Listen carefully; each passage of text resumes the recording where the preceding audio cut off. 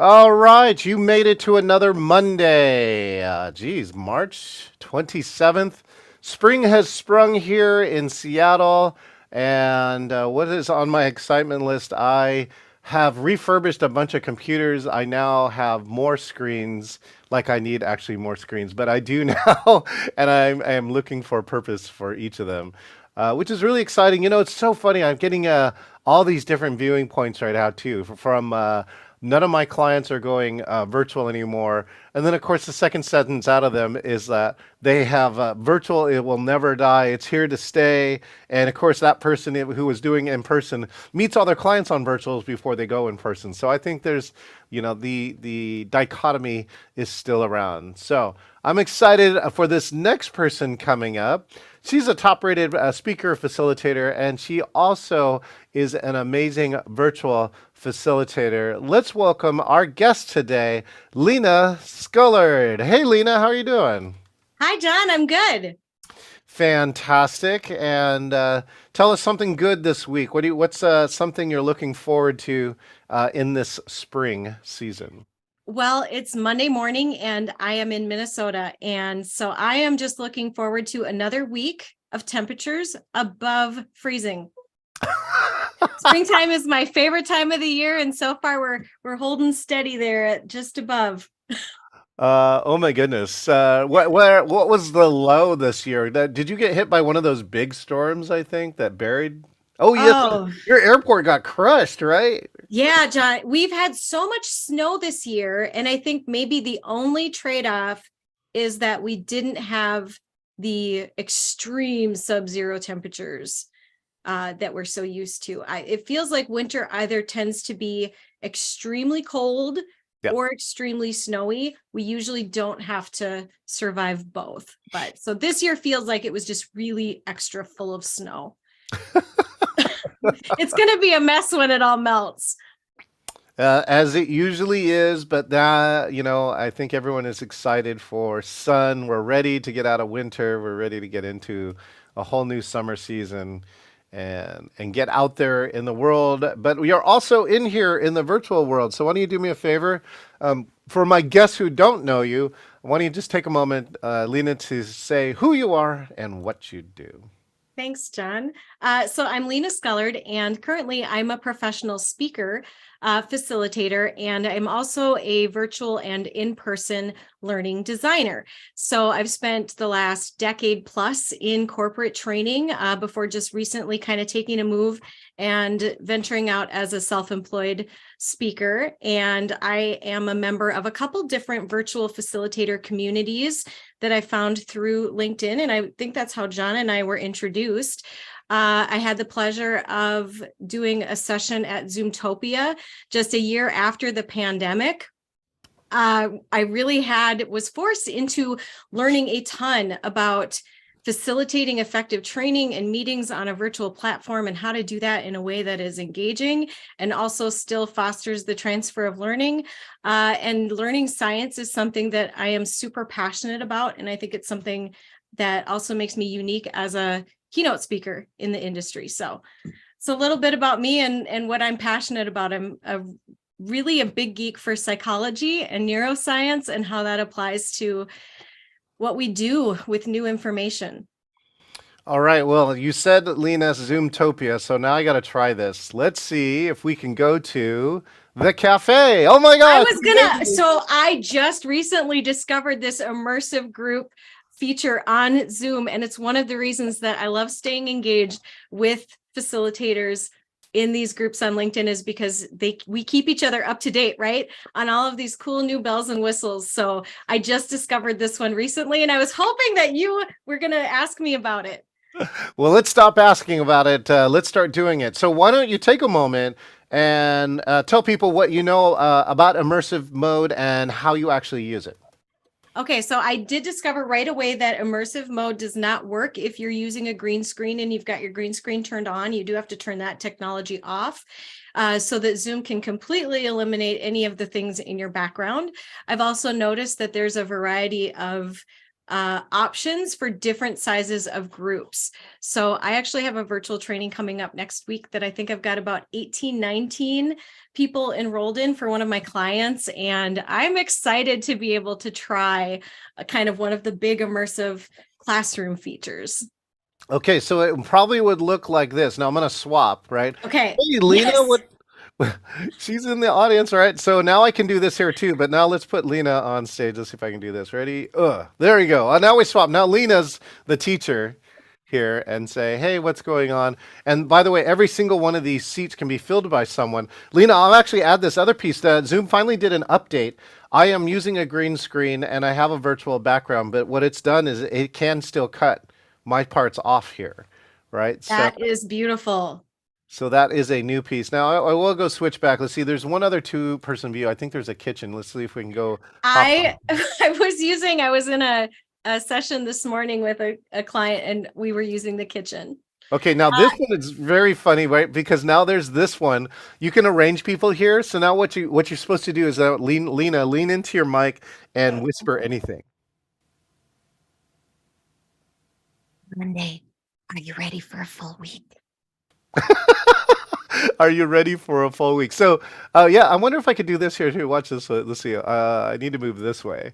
So what just happened? Why did you have me whisper? Oh, because if you can't see the view, I have you. There's a one view where the speaker yourself can be big, and everyone else will show up small around here. So it kind of, you can put two people on your left and right. This is actually a great fun team building activity. And so somebody plays like the good angel and somebody plays the bad angel, right? Okay. So I love that actually as scenario based application, right? yeah, so you lean in and you say, Wow. Yes. you should turn on your camera. And then the other person goes, oh, hell no, not going to turn it on. I didn't get made up today. So, anyways, so there's a Wow. view. It's called, my view that's inside of there. Oh, this is fun that we're actually getting to do a tour of this. I Okay. love this. I'm even thinking about like when I'm teaching leaders how to mediate conflict between two people, right? And to be able to set up, oh, Yeah, very few people are using immersive mode right now too, Lena. It's basically it's also in the what I call 1%, 1% tricks, like PowerPoint as virtual background oh, I know. is also so powerful, and less than 1% of the people are using it. Even people at Zoomtopia weren't using it, for crying out loud. And I was like, it's Zoom's one of their key features. So I tell people too, everybody's capable of doing it, but the number of people doing it is actually really low. Let me add this piece. What was it like to present at Zoomtopia? That's what I want to know. Oh, it was so much different than I thought it would be. When I put my proposal in, I was really kind of expecting it to be like a lot of the other virtual conferences that were happening at the time. But Zoom really puts a lot into the production and making sure things go smoothly. So there were a lot of just meetings around my slide design and the content of my presentation. And then there were rehearsals, right, to check the audio and the lighting.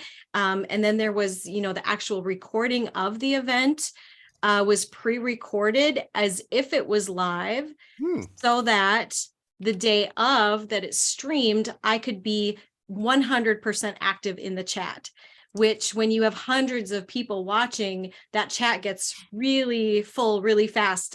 So I was really thankful actually that it was kind of pre-recorded and that I could help communicate and clarify in that way. So I thought it was hilarious. I had to do a 30-second kind of teaser, right, to help with promotion. Yeah. And it's so funny to me, for me personally, I am really comfortable live, like in this situation with you right now.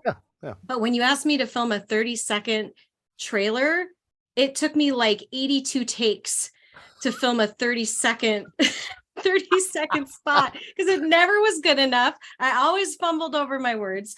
So I guess that's just a unique challenge that I have. Lena, you know what you ought to do too someday, right, in the authenticity column is to come and take the 82 takes and like TikTok style edit, right? It's just like one after the other, because People don't realize how hard it is, right? As a public speaker, as a public trainer, to stand up in front of a class, sometimes up to 8 hours a day. And as a facilitator, most of the time I don't know what I'm going to say, right? So it's not Right. a rehearse, right? We need to come out and find a way to be articulate in the moment. And I think Yes. that's also a unique skill. And you know what? I think that is the difference between being live with people versus trying to record something on a camera, is that when I'm with you in this environment, or I'm with a virtual audience, or Yes. I'm in a live classroom, my focus is on you, right? As my participant, as my audience member. So I'm not really thinking about how I'm looking, sounding, performing. The second that it's just me and a camera, all of my focus is on my performance, right? So I think that is a strength. If you find yourself uncomfortable, right, in front of the camera, in front of the room, on the virtual screen, make your focus about the people on the other side and the Yes. experience they're having, Yes. right? Yes. It takes some of the pressure, I think, off of, and then you don't have to focus on your performance. One of the ways that I've told people too, you know how there's a lot of people who want to be authors. And what I've always said is that if you have trouble writing, if you're one of those that you freeze up like that when you write, go find 10 people who you like know and love and trust, and then give them the questions, right? That kind of guide for that chapter, and then deliver them, and then let them freeform at the end, like ask some curious questions. And for the most part, one, the conversation's fun and easy. The process becomes fun as opposed to hard. And then the second one is you connect with 10 people who you already like anyway, so that's cool. And then the third part is that you should be able to now, especially with all this technology, you can have all the transcript for the book. So now you got to do, I Yes. mean, editing still takes time, but I think that you could really do that. I do want to go back to what Zoom did here, which is I think that's really best in breed, right? It's a slide review, a content review, a rehearsal. I'm not sure. I'm not a fan of pre-recording, but that's just me personally. But I do agree that if you are going to pre-record and you can simul chat, right? So that you can do that. The only way that we also get around that is by having a producer, right? A specific producer, so that because I do still think there's something about responding live to the audience Yes. that will change the content. I have a very key core belief, Lena, about this meeting should be different because you're here. And Yes. right. And so I really, really feel strongly about that. So, okay. So after 3 years of hardcore virtual, what are some Lena isms, or what are some of your core beliefs around what needs to happen in virtual training and presentations? Okay. I'm going to follow up on what you were just talking about. That was my number one piece of advice in my Zoomtopia session in translating from classroom to virtual is you need a producer. 100% you need a producer, because the second that right. So number one, I don't know if you know this, John, because you're an expert, but I don't know if everybody at home knows. I'm not actually looking at you right now, right? I Right. am making eye contact with this little round camera. Right. And I can see you gesturing out of the corner of my eye, but I'm staying on the camera, right? Because I need you to feel like I'm making eye contact with you when you Yep. look at me. So I've gotten really good at that. The reason you need a producer is because as I'm facilitating a topic, right, and I'm engaging you and you're listening to me and I'm in the story, and now I ask you to share something with me in the chat box, the second that I turn away to my key, right, to click something, I lose you. I've broken this thing that was connecting us, and I can't do that. So 100% need a producer, right, that can interact in the chat, that can help people that got lost and they don't know what we're supposed to be doing, that are having technical difficulty. 100%. So that's my number one, producer. Oh, I got to hold on. Let me chime in a little bit on that before you move Yes. on to two. My good friend Gil Peretz coined the term "never Zoom alone." I Right, and love so that. we're so with that. And again, things to take off to move to a producer. First, all the technical pieces like muting the audience, admitting, right, helping any technical. Somebody can't get their camera. Let them do it, not you. Right, not you on Exactly. stage. Right. Yep. I don't do roll call. I greet people as they come in. I Yes. make sure that I am Yeah. pronouncing their name correctly, Yeah. right? Yes. I'm the verbal communicator. That's right. Everything else is on the producer. And we tell this all the time to speakers too, because we got a dozen producers that we're, lending out to great speakers. And some speakers haven't figured this out still. That's the amazing part. They're like, I'm going to do it all myself. And then you hear them say the magical word is, and now I'm going to share my screen. Nobody wants to hear that, right? Let me just give you that. Nobody still wants to hear that 2023 for sure, right? They want to just Yep. keep moving through the content. And Yep. so I think that flow is so important. And then if you've tried working with a producer, you should never go back, because your audience should say, right, I feel so more connected. I feel so much more inside or engaged with the material. Okay, point Yes. number 2, Lena. Okay, point number 2. I am always, because the organization that I came from, that I really honed and sharpened my Zoom virtual teeth in, is an organization that employs people from 18 to 80, right? You are always going to have people in your session with a variety of technical skills, and you Yes. always have to be prepared to find a way to include those people who can't figure it out. So I like to use all the bells and whistles. Yes. All right. Which is going to bring me to my third point. Don't let me forget about bells and whistles. Third But it also means that if I'm asking my group to annotate on my slide, I need to immediately acknowledge that there are going to be people who either their device doesn't let them do it or they just can't figure it out. And I need to immediately include those people. So we're going to annotate on the screen. I'm going to give you instructions if you're on a computer. I'm going to give you instructions if you're on a smartphone.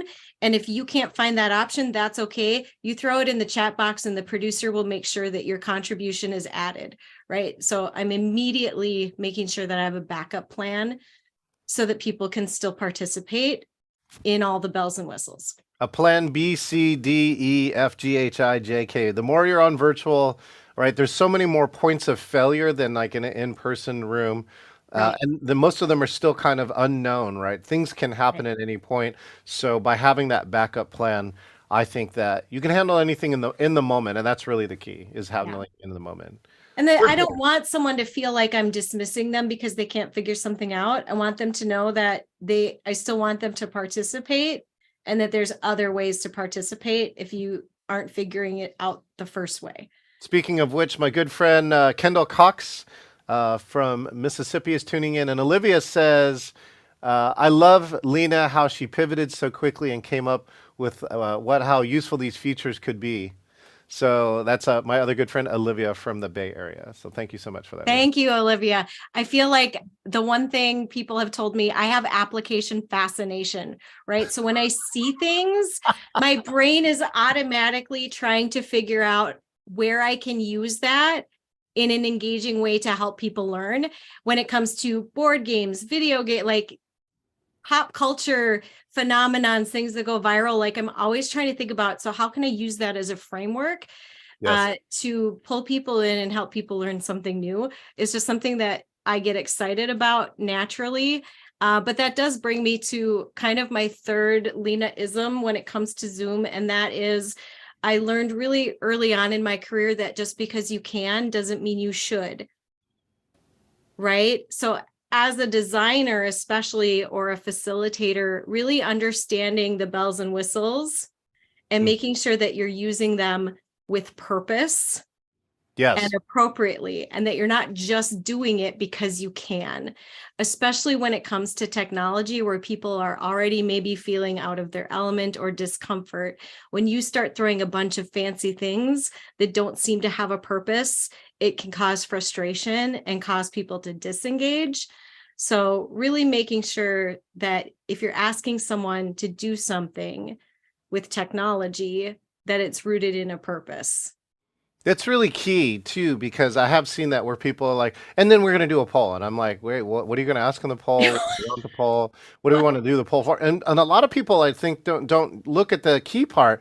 Like when I run a poll and design a poll, I look forward to how can that speaker use that poll in the future. So for instance, one of ours is in our recent poll, 80% of virtual and hybrid conferences are not using a virtual MC.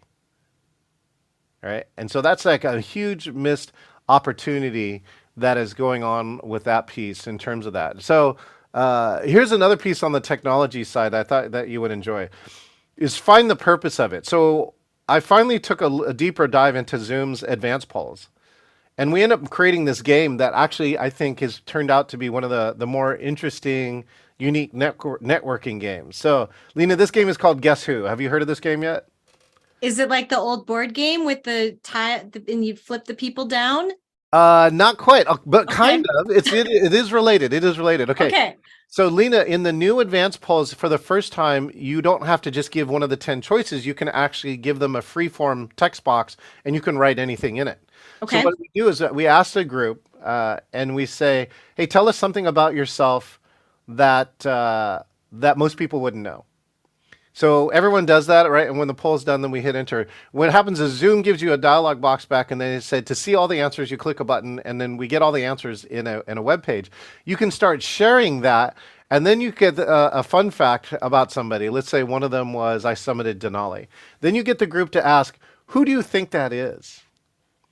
And now the group starts making all these, it's Lena. She's an outdoorsy person. I don't know, right? Blah, blah, blah. Yeah.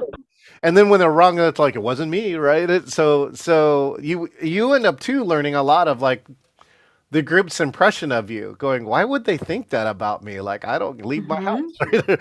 I don't know. Right. I got some stuff. So it turns out to be a really fun game. And it turned out to be a great way too to get to know a group of people.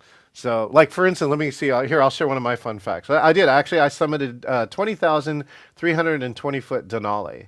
So what's a little known fact about you, but that you're willing to share, Lena? Little known fact about me that I'm willing to share. Jeopardy music. Do, do. I know you just put me on the spot. Do. I love that she's searching.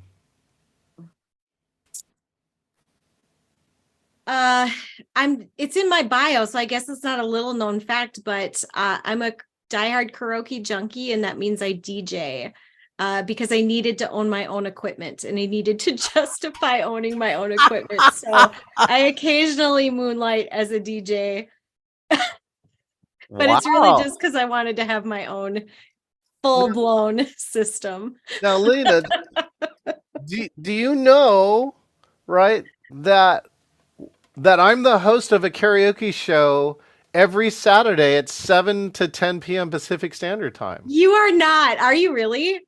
It's a engaging virtual karaoke. In fact, I just wrote a post around there going, at the beginning of the pandemic, I started this show and I thought hundreds of people would be there because they could. And in the end, there's only 12.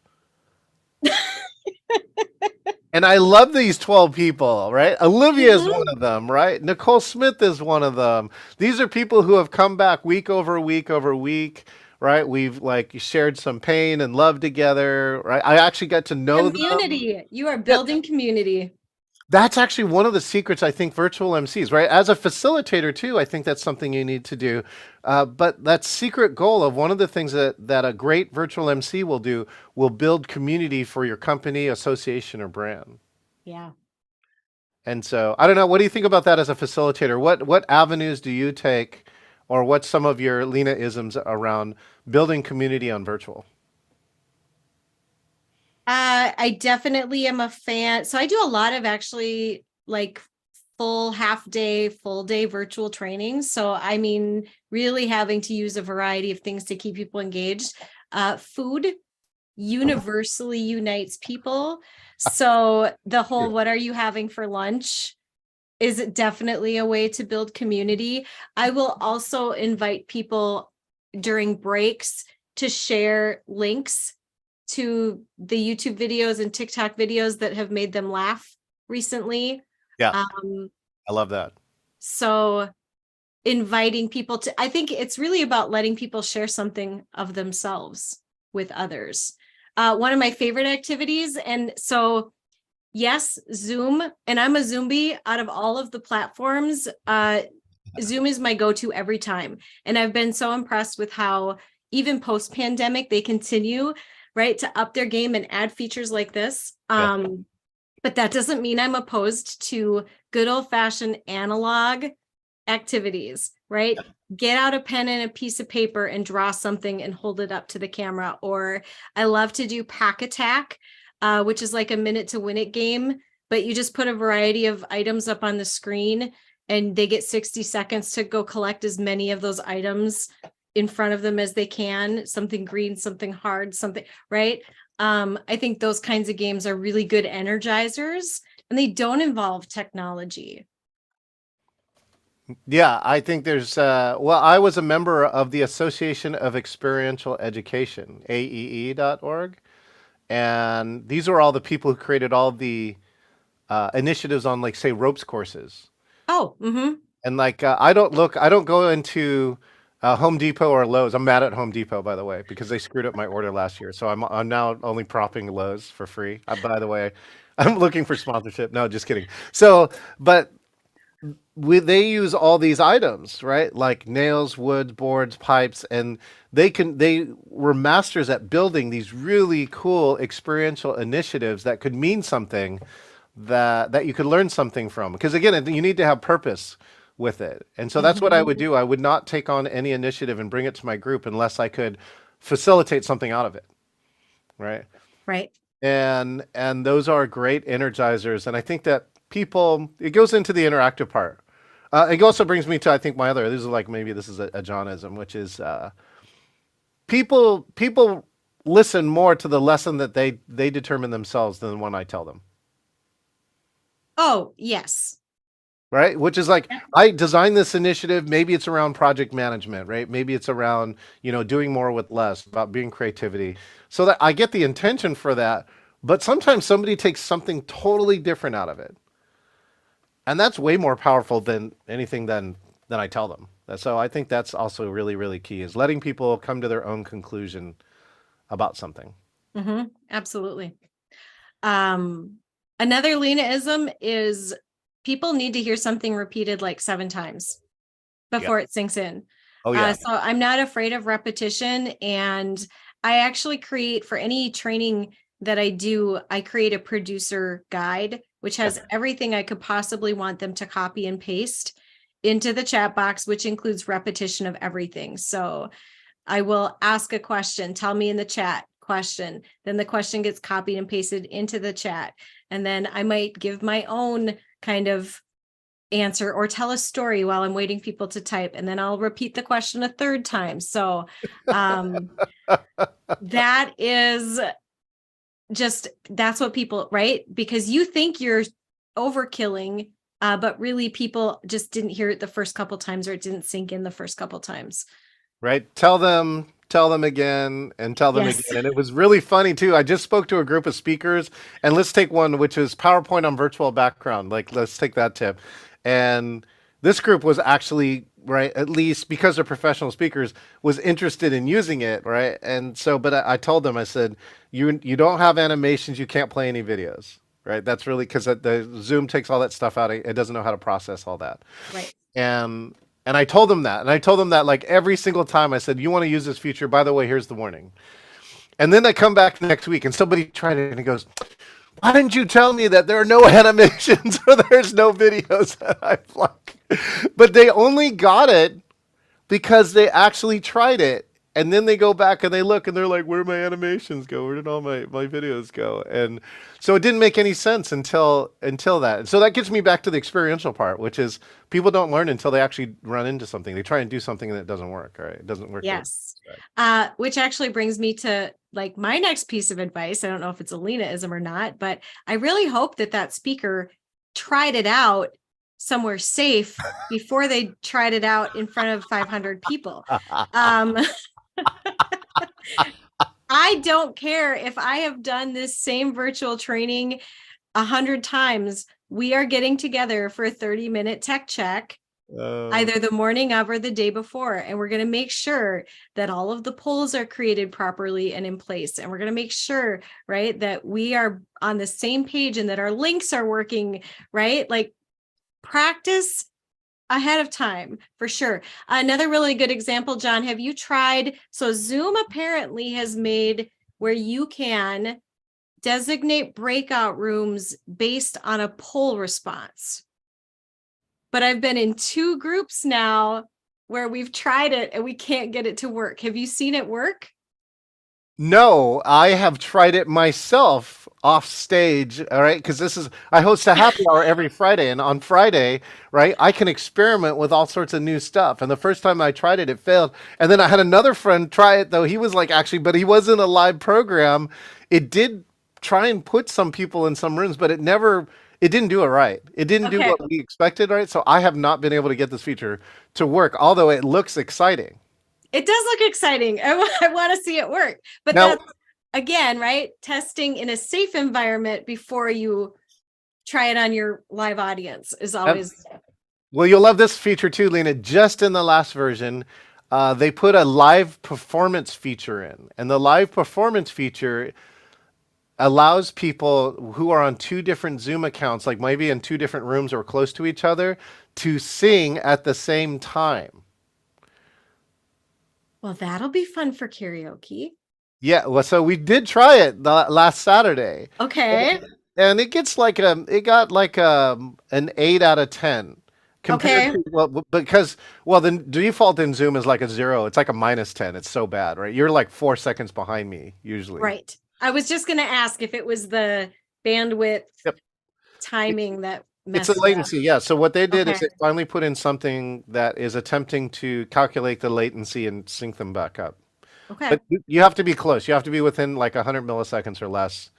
But that's that's the challenge that they're having with that. So anyway, so watch for that. That's a new feature. We just tested it. I don't think it's ready for prime time, but it certainly has promise. Excellent. But for those who are live performers, so keep an eye for that. Speaking of the future, Lena, now that you all right have significant experience here, right? You've seen some of the best practices. What do you think is going to happen in virtual, or what is one of Lena's wish for like the future, like maybe 10, 20 years down the road in virtual? I think I'm one of the few people that are not burned out on virtual. There, especially in the speaking community, there are so many speakers saying, I will never go back to virtual because it was forced on everybody, right, with the pandemic. There is something about live events that I will admit is unique. That, right, as a facilitator, I am always drained of energy after virtual training, but it's because I can't get any of it back, right? I'm giving it out, but I'm in a room by myself. So it's not like a rubber ball like it is in a live environment where your attendees can give it back to you. But that being said, I think there are some incredible benefits to virtual when it's done well. And that's probably the thing that breaks my heart the most, is that it hasn't been done really well for a lot of people and places. And so there are a lot of leaders and key stakeholders that are saying, we don't want to do virtual, it's not effective. And I just don't think that that's true. I think that virtual learning especially can be incredibly effective when it's done well and when it's done right. I know one client that I still work with are a multi-location organization, and they will continue to do 95% virtual because although they have population that is challenged by technology due to age and generation, and even though many of their employees are saying, when are we going to get to be back in person?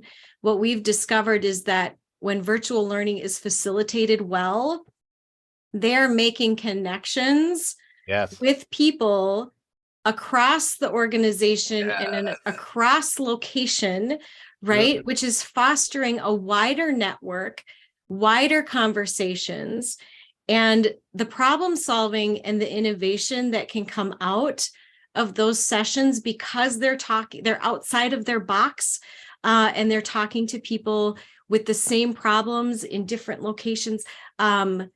Some really incredible things have come out of those relationships, and there's value in that. So I think I would like to see virtual continue to be a thing. I feel like pre-pandemic, everything was in person and people were afraid of virtual. And then the pandemic happened and we all got forced to virtual. And then now everything's over and we're back to in person. And I'm hoping at some point it balances itself out, Yes. right? Where Yes. meeting planners even are seeing the opportunity to say, hey, should this be virtual? Yes. Or can we make this hybrid? Is there value in making it hybrid? And that's like that's a separate challenge, right? Like in person, virtual, and hybrid are three completely different monsters. Yes. Yeah. I posted this article too, where some writer had the audacity to say that the Silicon Valley Bank failure failed because of remote work. And I said, I try not to be too opinionated on most stuff, but I said, this is a bunch of, horse pucky. This is like, you can't blame a bank failure on remote work, right? It was because you loaned people the wrong money, right? People ran the bank. It's like You invested it poorly. Yeah, exactly. right. Yeah. And so you can't blame that on remote workers. In fact, I bet most of the remote workers were probably 20% or more productive than the other people. So things like that too. I do curious to see what's happened with that. I do think you're right. We're getting the bounce back. But you'll appreciate this, Lena. I presented at an in-person conference. It was one of the big first meetings back here in Seattle, and we were on a panel. So I spoke to the panel, and I was also representing how do we, be welcoming in all meetings, and I was representing the virtual side. And I asked people, and I said, all right, how many of you are loving this in-person hug fest that's going on? And everyone's like, yay, right? And then I go, all right, how many of you have been a virtual meeting at least once in the last week? And they're all me. Everybody. So, the virtual meeting thing, whether people think it's over or not, still pervades quite a bit of your day. I mean, one of the other ones is that I drove to a meeting. I had to go to a meeting that is normally 17 minutes here in Seattle, but I left at 4 p.m. It took me an hour and 20.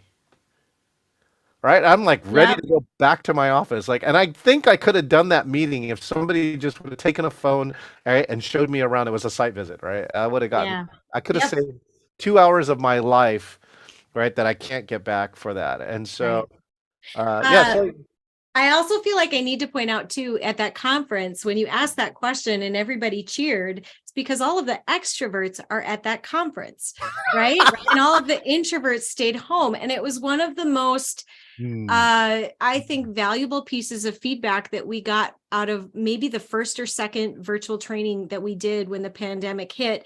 And that was from the introverts that came to us and said, that was the most comfortable I've ever felt sharing my ideas in a training.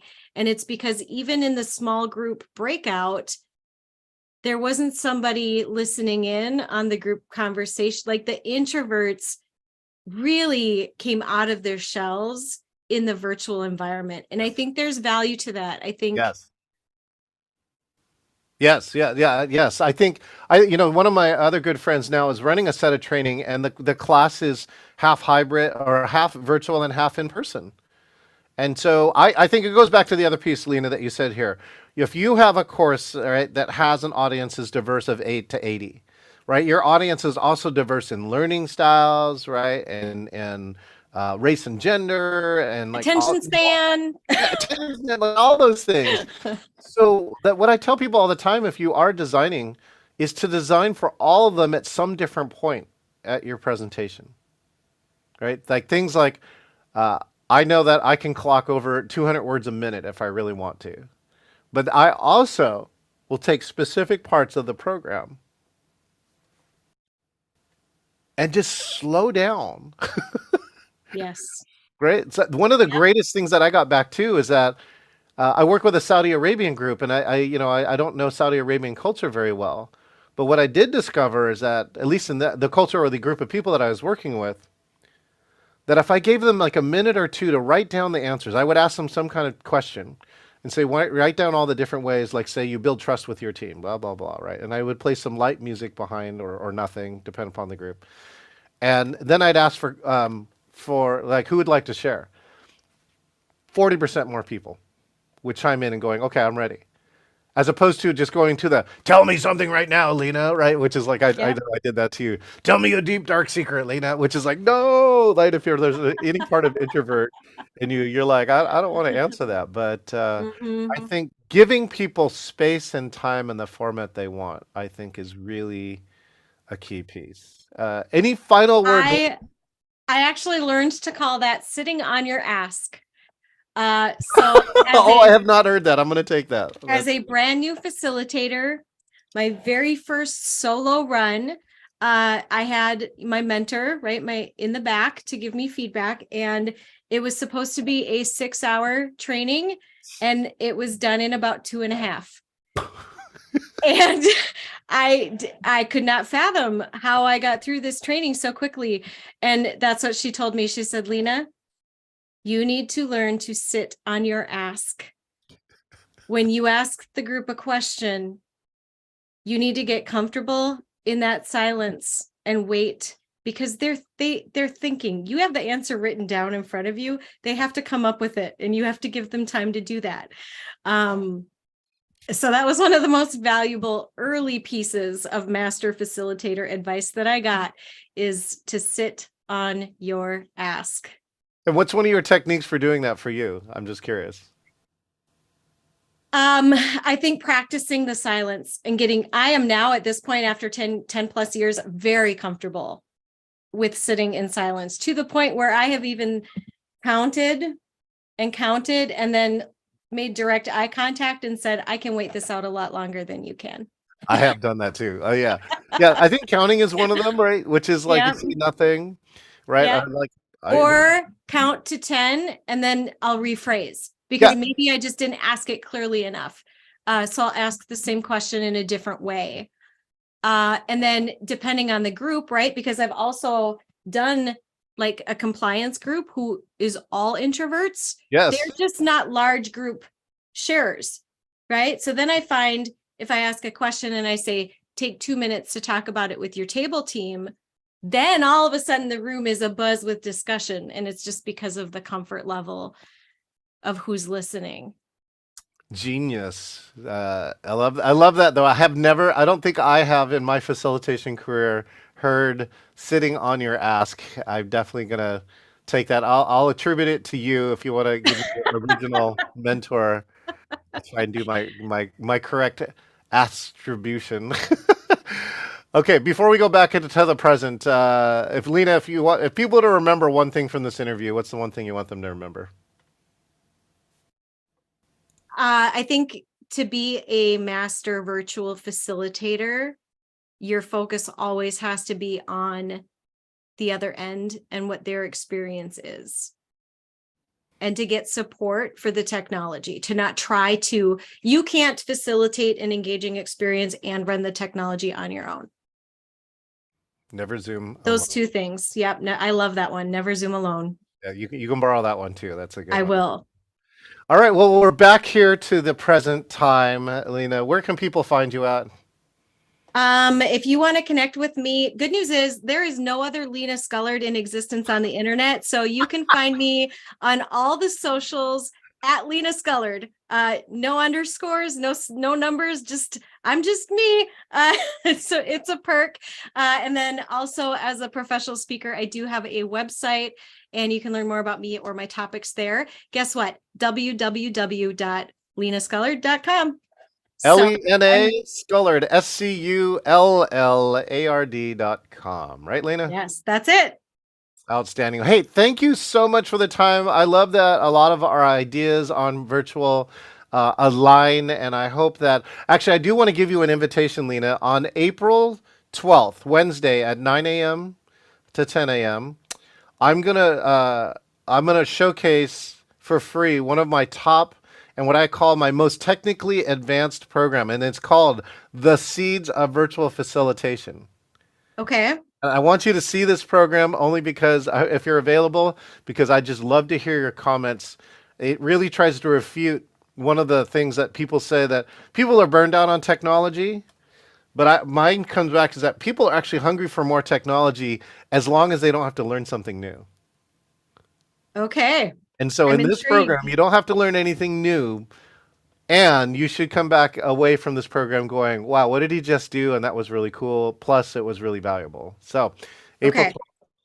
it's at beatzoomfatigue.eventbrite.com. Beatzoomfatigue.eventbrite.com. All right. Thank you so much, Lena, for the time.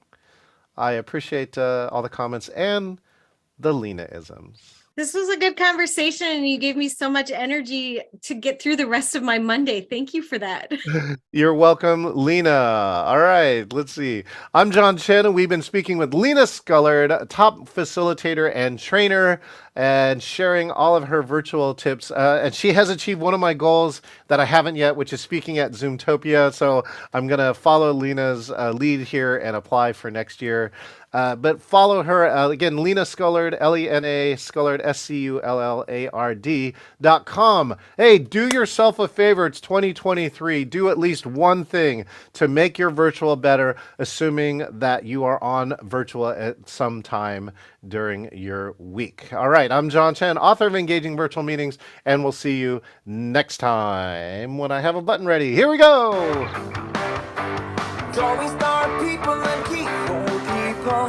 Show you God how.